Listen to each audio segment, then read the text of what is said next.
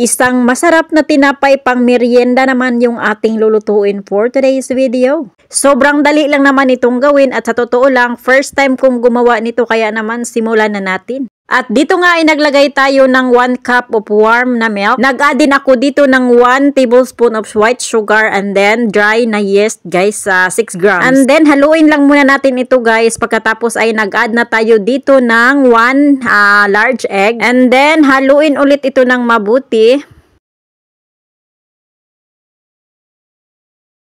Pagkatapos ko ngang ma-mix itong ating egg, ay ayan guys, sinunod ko nang nilagay itong ating 3.5 cups of all-purpose flour, 3 tablespoons of sugar, and 1 teaspoon of salt.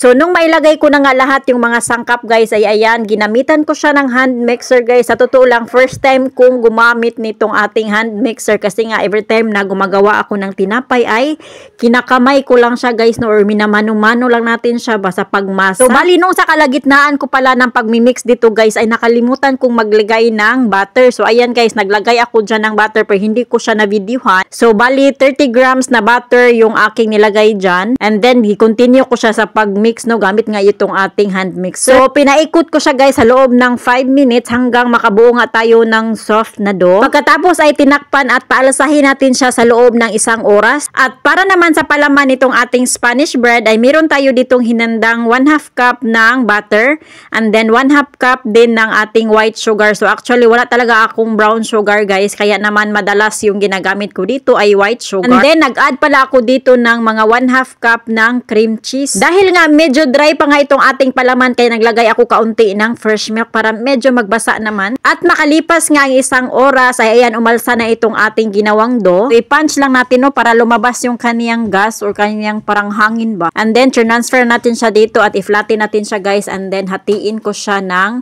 bali 16 pieces ata yung aking nagawa nito. Pagkatapos ay hulmahin mo siya ng pabilog guys hanggang sa matapos mo siya lahat, no. So sobrang dali lang naman talaga gumawa ng Spanish bread guys. Actually napagawa talaga ako ng Spanish bread kasi nga guys, ang sarap talaga nitong ipari sa kape. Ayun na nga guys, natapos ko nga siyang bilogin at nakagawa nga ako ng siguro mga 16 na piraso nito. Pagkatapos ay kumuha lang tayo or gumamit lang tayo dito ng rolling pin para sa pag-flatten nitong ating dough. And then kumuha tayo ng 1 kutsarang palaman or depende sa iyo kung gaano karami yung ipalaman mo. Pagkatapos ay ni-roll natin siya guys. So tingnan nyo na lang yun kung ano yung ginagawa ko dyan guys. So ayan, sobrang dali lang talaga gumawa ng Spanish bread guys. So nung matapos na nga natin siyang ma-roll ay ayan, dito naman siya natin ilagay sa ating breadcrumbs. So bali itong breadcrumbs guys ay ginawa ko lang din ito kasi nga wala akong stock na breadcrumbs dito sa bahay. So meron kasi ako ditong natirang ano guys, baka ng tinapay. Nilagay ko lang siya sa microwave hanggang sa tumigas na yung tinapay, and then after tumigas yung tinapay ay ginamitan ulit natin siya ng food processor hanggang sa nakagawa tayo ng breadcrumbs. So ayan, nung matapos ko na nga siyang lagyan ng breadcrumbs lahat, so takpan muna natin siya ng 30 minutes para paalasahin ulit. And then after 30 minutes guys, ito na siya guys, umalsa na siya. Pagkatapos ay binake natin siya sa oven ng 180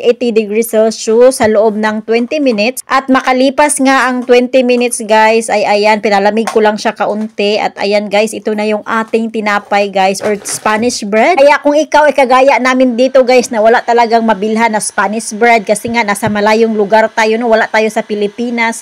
So ang gagawin mo na lang, gumawa ka ng sarili mong Spanish bread kasi sobrang dali lang talaga guys, promise. So hanggang dito na lang mga guys. Thank you for watching.